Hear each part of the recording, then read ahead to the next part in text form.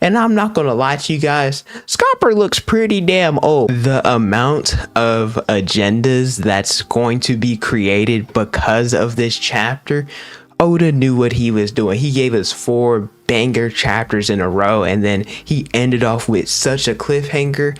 Agenda piece is back, baby. And this is One Piece chapter 1139 and cover page. I'm not going to talk about that. I'll do that in my breakdown. I don't really care about who's who. But the chapter starts off with Road and Luffy's group. They're still looking for the key because they're like, yo, where the hell is the key at? We've searched this castle and we can't find it. And Road, he's like, oh, well, Jarrell, he was involved with the Loki incident, and the other elders, they know what's happened. It all took place regarding Loki, so maybe they have it, and they're obviously not willing to give, or going to be willing to give Luffy the key, of course, because, well, freeing Loki, who killed the king, yeah, that's a serious crime. This is where Nami, she notices a red carpet, and they head towards the king's chamber, or the throne room. And for some reason, and these translations could be a little bit off, but it reminds me of when they talked about Emu in the throne room, or at least I think it was with Sabo, the lost chamber, I'm pretty sure, and that we all know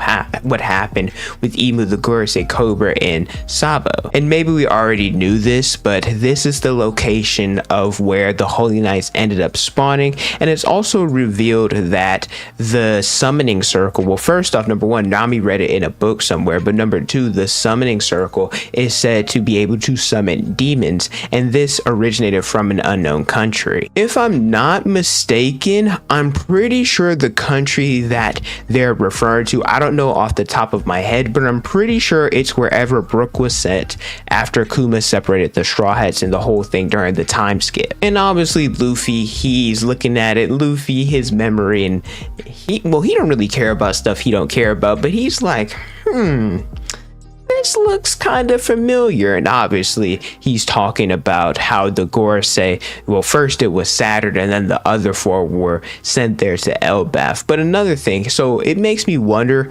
based off of Shamrock and having his sword be Cerberus, and that's supposed to be the guard dog of hell, if the Holy Knights are considered demons, or like, why? Well, I guess, how can people be summoned? Because technically Brook is known as the Soul King, and so he's not necessarily a demon, but he has ties with souls. But the Gorosei, like, does it only have to be demons, or can you, like, what are the different parameters or the qualifications regarding who can be summoned? Like, for example, Luffy being pure-hearted, and we know that because there was, I believe, a crossover or something like that where Luffy was able to ride the flying Nimbus. Could Luffy be summoned in this way? All of a sudden, somebody calls out to Luffy. It feels like we're in an episode of Scooby-Doo. I ain't gonna lie, because Road and everybody, they're like, oh shit, like, who's calling? Is it a demon that's calling? And all of a sudden an axe is thrown in their direction. Nami, she ends up following Zoro, catch her. Luffy, he's doing his thing. He's like, hey, who called to me? And all of a sudden there is the man with the straw hat, or yeah, I believe it's a straw hat, and he's sitting there posted up Oran Farm is like, hey, I've wanted to meet you for a long time. I sense this nasty hockey coming from the castle, but it's gone now. But I just so happen to meet you guys here. And usually I try to go in chronological order, try not to reveal anything, but this is going to be a pain to do. This is Scopper Gaban, based off of the axe throwing and everything. And I'm not going to lie to you guys, Scopper looks pretty damn old. Like, if you put side by, I get it, right? People age and stuff like that, they change. But if you put him in his prime side by side what he looks like now, Scopper don't look like who he looked like in the past. It might be the beard, I don't know, it might be the beard, but he, for some reason, he looks a lot like Hirogoro. Now Gaban, he is referred to as Yarson. I don't necessarily know why. I'll have to wait till I look at it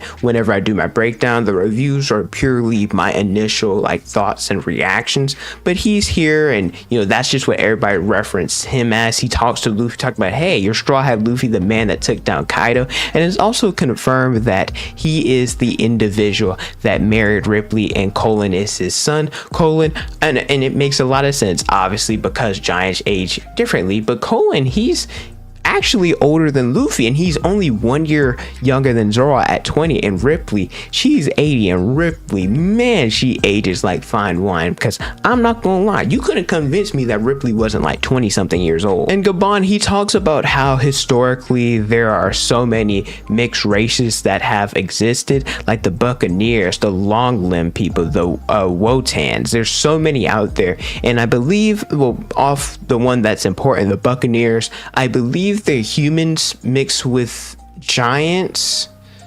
No, that's not correct. They're giants mixed with something, I don't remember, but you know, like because of their big bodies and how they are, their size, I know for a fact they're mixed to giants. One thing I love about Gaban here is like in like all the explanation he's giving, he's definitely not like, he's serious but a jokester at the same time, and his parallels to Sanji, which I'll talk about a little bit later, are unmatched. Talking about love is freedom, I'm the missionary of love. This is definitely how Sanji's gonna be whenever he's the age of Gaban. When asked why the Straw Hats are here, talking about they want to free Loki, they want to gain access to the key so that they're able to get him, Gaban's like, hey, I like it when other people cause trouble, which is insane because, well, based off of stuff happened later in the chapter, Gaban, it seemed like he was one of the voices of reason and trying to convince Roger of different things and different risks that he shouldn't do. But he's like, hey, you know, I'll let you guys go ahead and,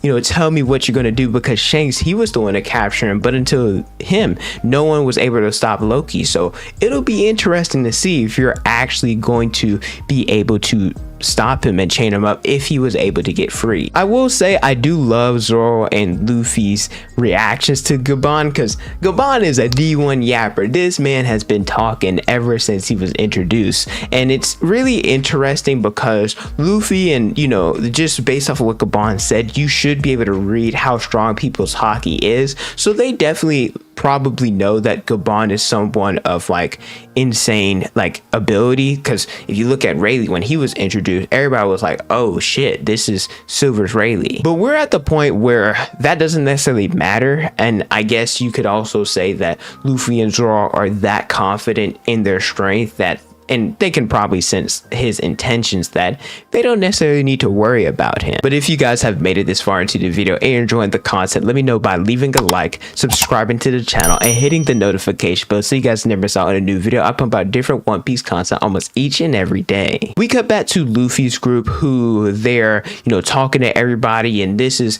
their version, or, and I love when Oda does this, that he introduces groups to different things in different ways. How Luffy's group, they actually got to meet Gaban, and Usopp and everybody else, they're hearing about him through stories, and you know, this man is of course a legend. And Oimo, I believe he's talking about, hey, there was two individuals that were strong on Roger's crew. He's talking about Silver's Rayleigh and of course Scopper Gaban. There was a story mentioned how when Roger, he was injured, he ended up being in a hospital. They were surrounded by enemy pirates. However, this one man, of course being Gaban, he walked out, slaughtered everyone and all the pirates with only 2 axes, and so he cut everything, like the mountains and the trees, and he's known as the Mountain Eater because of everything that he was able to like not leave behind, of course destroying the mountain. And of course, similar to Rayleigh, who is the right hand, Scopper Gaban is known as the left hand of the Pirate King, and this is once again showcasing how Robin, she talked about Sanji being one of the Pirate King's wings, and people, they want to get into talking about like other different things, and how like the different crew members could be, hey, Nami's his eyes, or like Jinbei's his feet, stuff like that. I don't give a shit about that. It's definitely the right and left hand wings to allow the Pirate King to soar. And so the chapter ends with Gaban leading Luffy's group into a secret passage to where there's a key located here, and they're like, oh shit, this is probably the key to allow Loki to be free. And Gaban, he takes off his hat, he takes off the little robe cloak thing that he has, and he says, hey, even villains wouldn't want the liberation of Loki, so if you want to steal this key, then you're going to have to steal it from me. And this is where the narration says that Gaban is equal to Roger in terms of strength. Now, equal is such a touchy subject, and I plan on doing an in-depth video, of course, because we have a break next week about Gaban and the parallels to Sanji. But I think people, their pussy starts hurting whenever they hear the word equal, and this is why whenever I make top 10, top 30 strongest characters, I get mad mad a little bit because I already know what my comment's going to be, and there's going to be people that disagree, which I get, and I'm not mad at them for that. But people act like whenever I list my characters that I'm saying, let's say, X character is way stronger than another one. Like, let's say, for example, I think I had Zoro over Law. People probably didn't like that necessarily, but it's not like I think Zoro is clear cut stronger. I think he's slightly stronger, and if they were to fight, it would definitely be extreme diff, but I could definitely see Law winning. And I think it's similar here, whether it's Roger versus Gaban, whether it's Rayleigh versus Gaban, Rayleigh versus Roger, Gaban versus Roger. I think I mentioned all the possible combinations. I think that we can all agree that it goes Roger, Rayleigh, and then Gaban, but on any given day, one of them could clearly, like, well, not clearly, but one of them could beat the other. And I don't necessarily think that's bad or that it's wrong or anything, that these people who are legends could potentially rival and be at the top. Especially Gaban, with what he showcased, like I said, being the left hand, how he was able to fight against Odin, who Odin is a freaking beast. And so, yeah, like I said, I do firmly believe that Roger is clearly number one, but I don't think that Rayleigh or even Gaban are anywhere close to being like far off. I think they're definitely close. If Roger's 100 in his prime, I think Rayleigh's probably like at 99 or 98, and then Gaban is probably at 97, 96. And I love the parallel for Sanji because of how dirty people do him, talking about the big three. Jinbei, yeah, get the fuck out of here, dog. Like I said, I will go into more detail about that probably sometime next week, but let me know how you guys feel about chapter 1139 in the comments below. Thank you guys so much for watching. Don't forget to like, comment, and subscribe. Hit the notification bell so you guys never miss out on a new video from my Instagram, Twitter, and TikTok is on the screen in the description below. Thank you guys so much for watching, and don't forget to unleash your potential.